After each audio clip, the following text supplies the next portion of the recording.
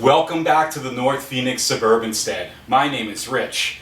Been working on this 2005 Honda CRF 250X for a while now. We picked it up from our friends at the Flight Springs Ranch and she needed some help. Rebuilt the carburetor, did a few other things including the front calipers were locked up. Everything's good to go. I got the idle dialed in.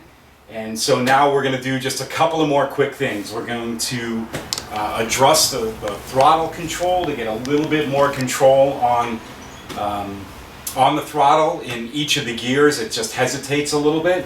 And then we're going to put the plastics back on, the shrouds, the fenders, the front fender and the side panels. And we picked up a helmet. So this is a street bike helmet we picked up again from our friends at Flight Springs Ranch.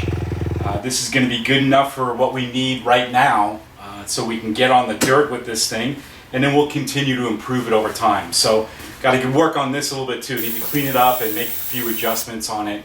We'll be good to go. So thanks again for joining, especially if you've been following this entire series. Let's put some of this stuff together and we'll get one step closer to getting it onto the dirt. Thanks for watching.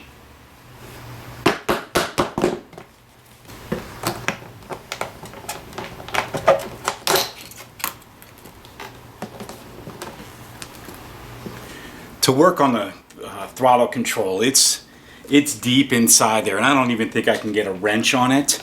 So what I'm first going to do here is I'm going to take the gas tank back off and just get access to those, understand where they are, maybe do a little bit of adjustment.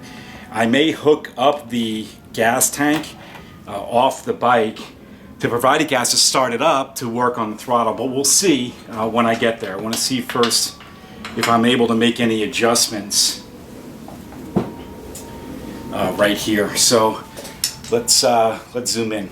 Those are controls for the cables. You'll see there's an air hose here, an air breather. There's also an electronic line that I need to get out of the way here. And really what I'm doing right now is just kind of feeling these and seeing if they're tight, if I can turn them. Yeah, this one especially, this one's loose. That could be the problem here. So what you don't see above the camera here is that I'm turning the throttle slightly just to feel the play. And I want a little bit of play in there. From everything that I've read and everything that I've watched, I want that play, but it's got too much in it. And when I hit the throttle, it takes a split second to engage. That seems to be better. I know it's hard to see there with my hand in the way. Sorry, I need to upgrade my camera equipment. I'm working on that too. So I still have a little play, but it feels more responsive. I'm going to tighten that up and then work on the throttle up by the hand control.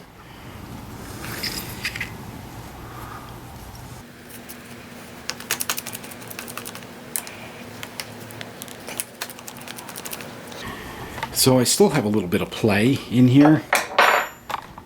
And it feels like a little bit too much. I tightened it up at the carburetor instead of at the handle here, although I did make this tight. But before I put the tank back on and tested, I just made an adjustment here and it seems to be better. So there is still a little bit of free play, which I want. And I tightened it up. Let me give you a view down here. If you can see right here, I did tighten it up. That gave me some better play. So let's test it out now.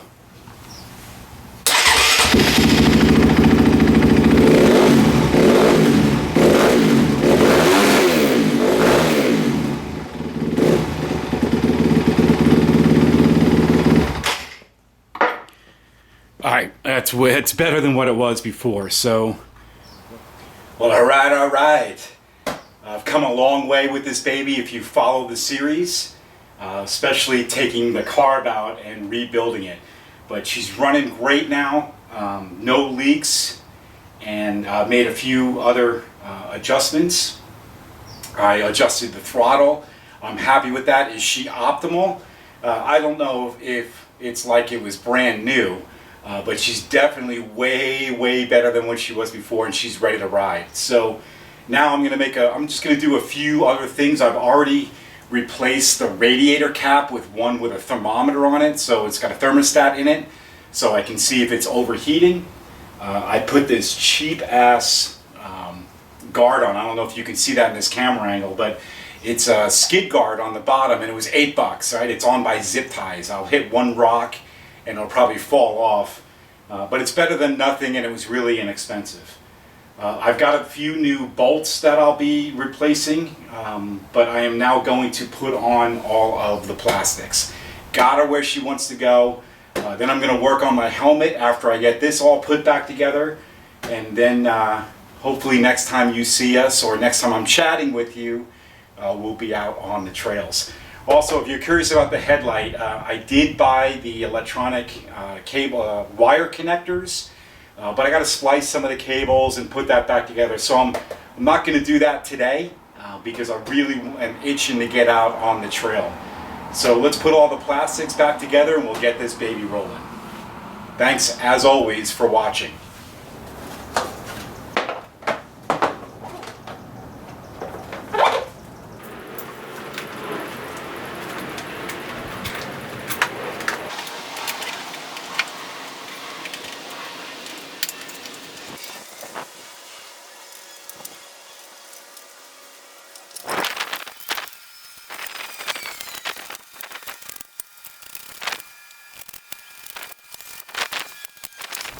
Just looking like a dirt bike now.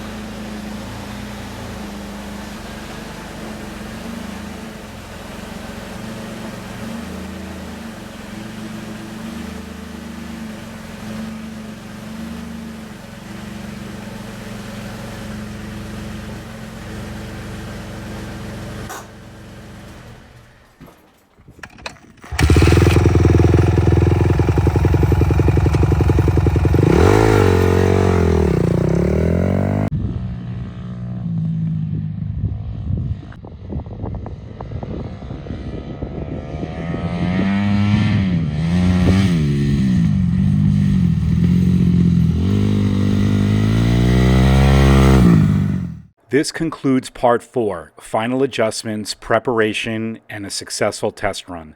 In the next video, part 5, we take a run out in the backyard desert with our neighbor Alex, we wipe out and we break the front brake handle.